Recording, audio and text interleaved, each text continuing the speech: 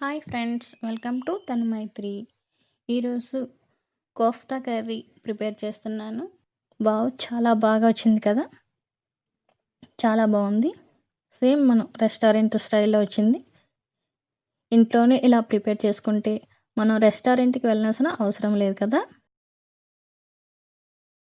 ఈ కోఫ్తా కర్రీకి 200 గ్రాముల క్యాబేజీ తీసుకున్న. ఈ క్యాబేజీని ఇలా చిన్న చిన్నగా తురుముకోవాలి.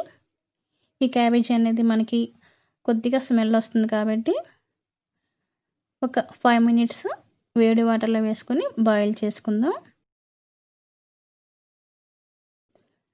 ఈలోగా మనం ఈ కర్రీకి మసాలాలు ప్రిపేర్ చేసేద్దాం. ఈ మసాలాలకి 1 మీడియం సైజు టమాటా, అలాగే 1 ఆనియన్, 5 జీడిపప్పు పలుకులు, అలాగే కొద్దిగా ఎండు కొబ్బరి, 6 వెల్లుల్లి రెబ్బలు, చిన్న అల్లం ముక్క. వీటిని మిక్సీ జార్లో వేసుకొని మెత్తగా పేస్ట్ చేసుకుందాం. ఈ విధంగా మెత్తగా అవ్వాలండి పేస్ట్. ఇప్పుడు ఈ క్యాబేజీని తీసుకొని ఇలా చిల్లులో ఉన్న దానిలో వేసి వడకట్టుకోవాలి. వాటర్ అంతా పోయే వరకు ఇలా గట్టిగా కొద్దిగా ప్రెస్ చేసుకుంటూ ఉండాలి. ఇప్పుడు దీనిని ఒక ప్లేట్లో వేసుకొని చల్లారనిద్దాం. ఇది చల్లారిన తర్వాత టేస్ట్కి సరిపడగా సాల్ట్, అలాగే 1 స్పూన్ కారం, 3 స్పూన్ల శనగపిండి,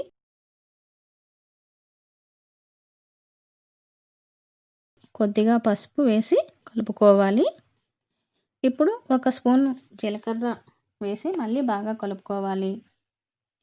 వీటినేమో ఇప్పుడు వీడియోలో చూపించిన విధంగా చిన్న చిన్నగా ఉండలుగా చేసుకొని ఒక ప్లేట్లో వేసుకుందాం.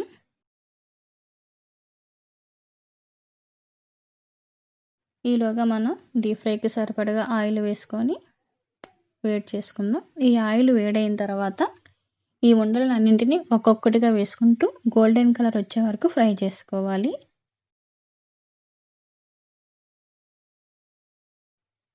ఈ విధంగా మొత్తం అన్నీ మనకి ఫ్రై అయ్యాయి కదా, ఈ కలర్ వచ్చే వరకు ఫ్రై చేసుకోవాలి. ఇప్పుడు మనకి కోఫ్తా బాల్స్ అనేవి రెడీ అయ్యాయి కదా. వీటిని కర్రీ ఎలా చేయాలో చూసేద్దాం. ముందుగా మనం మసాలాలు అన్నీ మిక్సీ జార్లో వేసుకున్నాం కదా, వీటన్నింటినీ ఒక బౌల్లో తీసుకుందాము.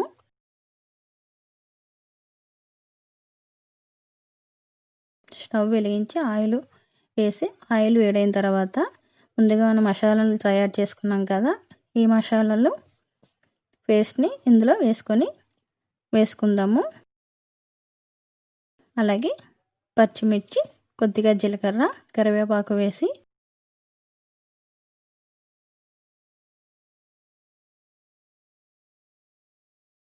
పచ్చివాసన పోయే వరకు బాగా ఫ్రై చేసుకోవాలి.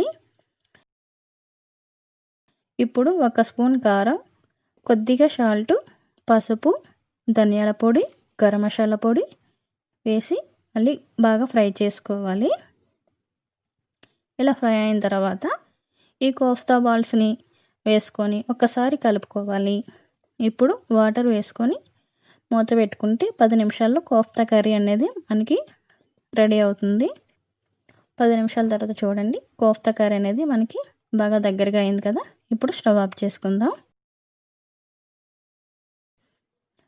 దీన్ని సర్వింగ్ బౌల్లో తీసుకుందాం.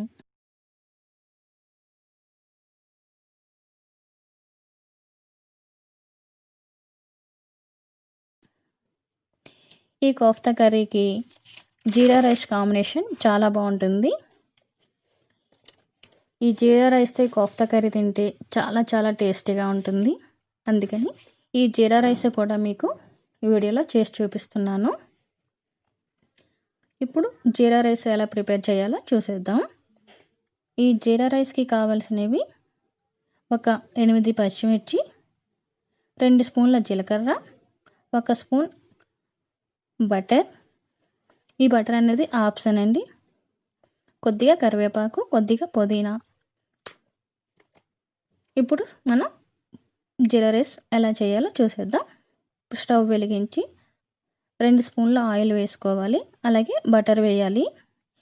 ఆయిల్ వేడైన తర్వాత ఈ జీలకర్ర, పచ్చిమిర్చి వేసి కలుపుకోవాలి. అలాగే కరివేపాకు వేయాలి. ఈ కరివేపాకు అయిన తర్వాత పుదీనా కూడా వేసి ఫ్రై చేసుకోవాలి.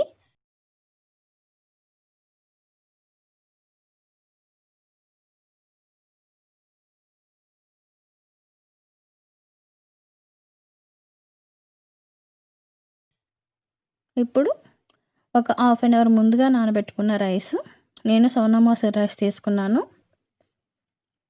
ఈ రైస్ని వేసి కొద్దిగా ఫ్రై చేసుకోవాలి. ఇలా ఫ్రై చేయడం వల్ల రైస్ అనేది మనకి విడివిడిగా చాలా బాగా వస్తుంది.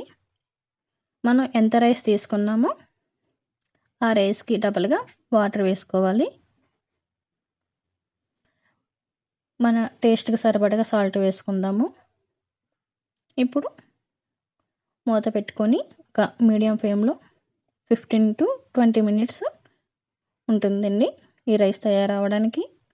ఇట్లా 20 మినిట్స్ తర్వాత తీద్దాం మూత. ఇప్పుడు మనకి ఈ జీరా రైస్ అనేది రెడీ అయింది కదా. పైన కొద్దిగా పసుపు కలిపిన వాటరు, అలాగే ఫ్రైడ్ ఆనియన్స్ వేసి కొద్దిగా కొత్తిమీర వేసుకుంటే మరొక 5 నిమిషాలు మూత పెట్టుకుంటే మనకి పర్ఫెక్ట్గా జీరా రైస్ రెడీ అవుతుంది. ఒక 5 మినిట్స్ తర్వాత చూద్దాం. చాలా బాగా వచ్చింది కదా, చాలా బాగుంది. సేమ్ మనం రెస్టారెంట్ స్టైల్లో వచ్చింది. ఇంట్లోనే ఇలా ప్రిపేర్ చేసుకుంటే మనం రెస్టారెంట్కి వెళ్ళాల్సిన అవసరం లేదు కదా. ఈ జీరా రైస్ అనేది కోఫ్తా కర్రీకి కాంబినేషన్ చాలా బాగుంటుంది. అలాగే చికెన్తో కూడా మనం తినవచ్చు. చాలా బాగుంది. మీరు కూడా ఒకసారి ట్రై చేయండి. అలాగే ఈ వీడియో నచ్చినట్లయితే లైక్ చేయండి, షేర్ చేయండి. అట్లాగే మా ఛానల్ని మర్చిపోకుండా సబ్స్క్రైబ్ చేసుకోండి. Thank you for watching. Bye.